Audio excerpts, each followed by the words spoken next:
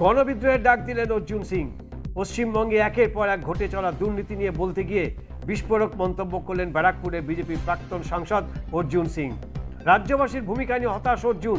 তার কথা, মানুষের জীবন নিয়ে খেলা হচ্ছে, অথচ মানুষ লক্ষ্মীর ভাণ্ডার নিয়েই সন্তুষ্ট।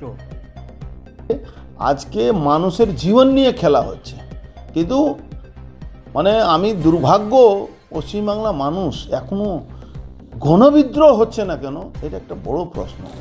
অত টর্চার, অত মানুষের সঙ্গে জীবন নিয়ে চিনিমিনি হচ্ছে, যেখানে গণবিদ্রোহ হওয়ার কথা সেখানে সামান্য কিছু মানুষ, যারা একটা তো জেহাদিরা আছে, তারা মমতা ব্যানার্জি বিষ বাঁটলেও তারা নিয়ে নেবে। ওরকমই কিছু মানুষ আছেন যারা ওই লক্ষ্মী ভাণ্ডার অমুক করে তারা নিয়ে নিচ্ছেন। মন্ত্রী ফিরহাদ হাকিমের উক্তি নিয়েও কার্যত রাজ্যবাসীকে দুষলেন। গণবিদ্রোহ করে তৃণমূল সরকারকে উৎখাতে ডাক দিলেন ভাটপাড়ার বেতাজ বাদশাহ। আপনারা দেখেছেন যে ববি হাকিম কি বলেন, 33% আমরা আছি, আমরা 50% জবে হব, তবে আমরা বুঝে নেব।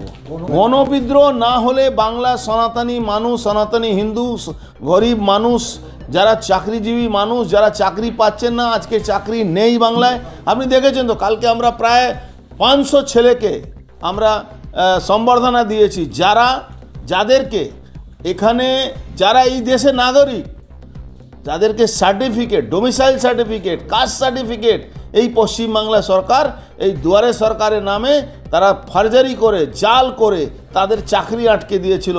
আমরা লড়াই করে তাদের ওই সমস্ত ডকুমেন্ট থাকা, তার বাবা মা এখানে জন্ম, তার ছেলেকে দিচ্ছে না। আজকে কেন্দ্রীয় সরকারের 600 ছেলে প্যারামিলিটারি ফোর্সে চাকরি পেয়েছে আমার এলাকা, 600 ছেলে। কালকে সবাইকে আমরা সম্বর্ধনা করে বিদায় দিয়েছি, এখান থেকে যাও, ট্রেনিংয়ে যাও, নতুন জীবন শুরু করো। সংবিধান প্রদত্ত গণতান্ত্রিকভাবে নির্বাচনের মাধ্যমে সরকার বদল হয়।